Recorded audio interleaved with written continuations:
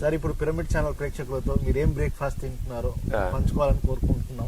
Okay, నమస్తే తల్లులు, all pyramid masters and god and sons and brothers and sisters, మీ అందరికీ నా హృదయపూర్వక నమస్కారాలు. ఆరోగ్యం మన పుట్టిన కాడ నుంచి మనం మరణించేదాకా మనతోటి ఉండేది ఒకటి, ఈ దేహం. మనం ఏ పని చేయాలన్నా ఈ దేహాన్ని మనం ఉపయోగించాలి. చదువుకోవాలన్నా ఈ దేహం ద్వారా చదువుకోవాలి, తినాలన్నా ఈ దేహంతో, మాట్లాడాలన్నా ఈ దేహం ద్వారా, వినాలన్నా ఈ దేహం ద్వారా, ఒక జాబ్ చేయాలన్నా ఈ దేహం చూసి మన జాబ్ ఇస్తున్నారు.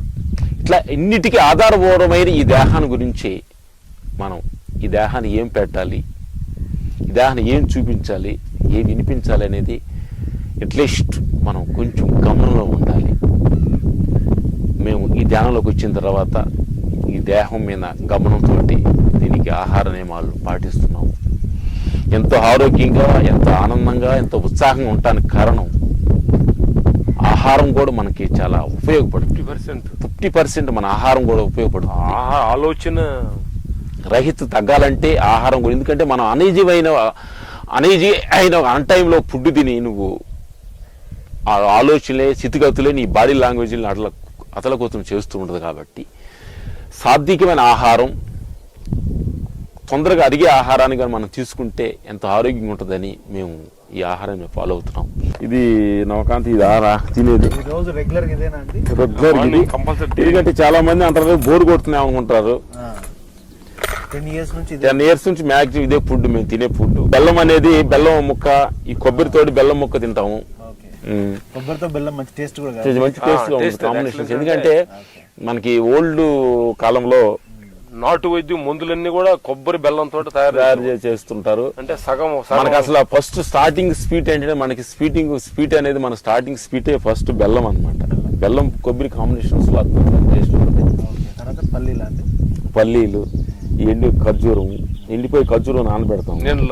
తర్వాత ఈ బాదం, ఇది పిస్తా, ఇది ఏమంటారు మనకి కాజు, జీడిపప్పు, ఇది మా ఆహారం. రోజు పపాయ ఫ్రూట్స్ మారుతుంటుందా? బొప్పాయి అనేది ఎర్లీ, ఎందుకంటే మన ఎంటీ స్టమక్ లో బొప్పాయి అనేది కొంచెం సాఫ్ట్ ఫుడ్ కాబట్టి స్టార్టింగ్ తింటే కొంచెం లోపలికి ఈజీగా పేగులు అన్నిటినీ క్లీన్ చేయడానికి చాలా ఈజీ. ఎవ్రీడే బ్రేక్ఫాస్ట్ బొప్పాయి. ఇది అసలు మాకు ఏ బ్రేక్ఫాస్ట్ ఉండలేకపోయినా, బట్ ఇది రెగ్యులర్ బ్రేక్ఫాస్ట్. ఇది బొప్పాయి అన్నది. అంటే మామూలుగా ఇడ్లీలు, టిఫిన్లు ఏం లేవు? ఇడ్లీ, దోశలు, టిఫిన్లు, అట్లాంటి పూరీలు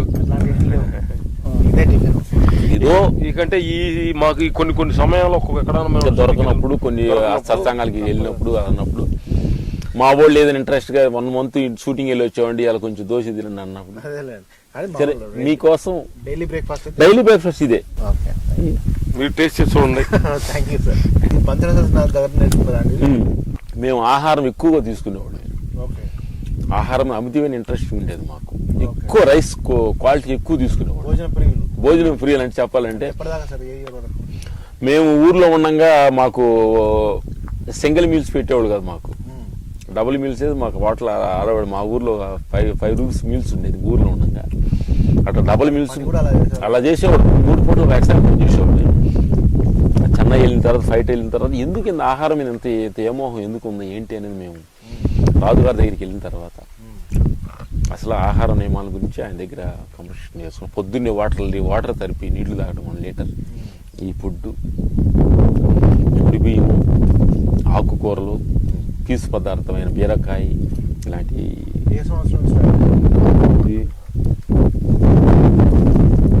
10 years నుంచి స్టార్ట్ చేస్తాం. ఫాలో అవుతున్నాం.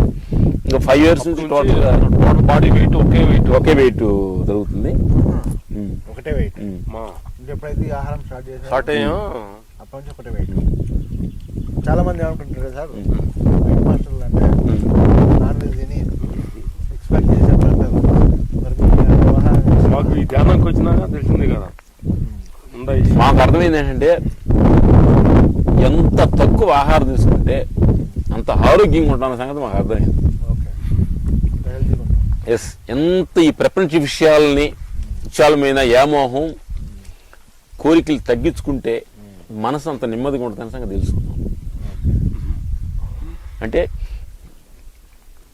ఇది ఎంత మన క్వాలిటీస్ తగ్గుతూ వెళ్తూ ఉంటే అంత మన ఎనర్జీగా ఆరోగ్యంగా మన ఆలోచనస్ కానీ మనం చేస్తున్న పనిలో అంత క్లారిటీగా ఉంటుంది అనేది మేము తెలుసుకున్నాం.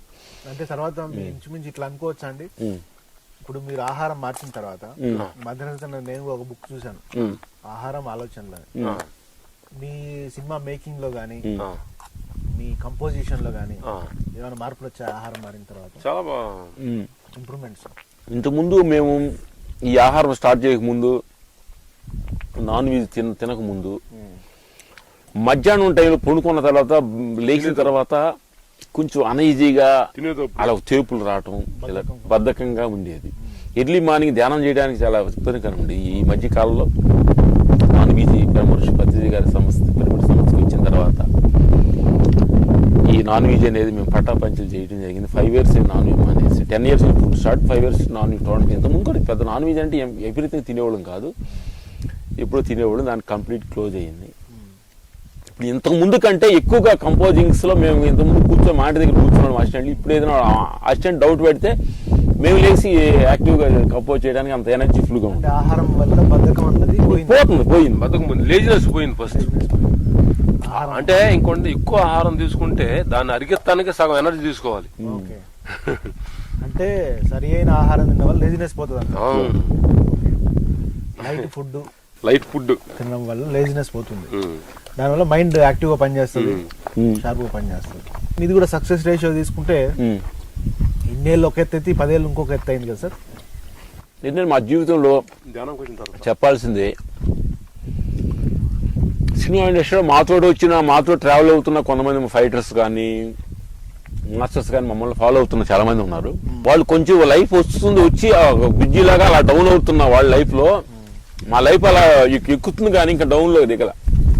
అదే ఈ మార్గంలోకి వచ్చాక ఇంకో డెవలప్ అయిపోయి ఒక డైరెక్టర్ దగ్గర కానీ ఒక హీరో దగ్గర మాట్లాడే మాట కానీ ఇంతకుముందు మాట్లాడే మాటకి ఇప్పుడు ధ్యానం చేసిన తర్వాత మాట్లాడే మాటకి తెలియకుండా నా ఫోన్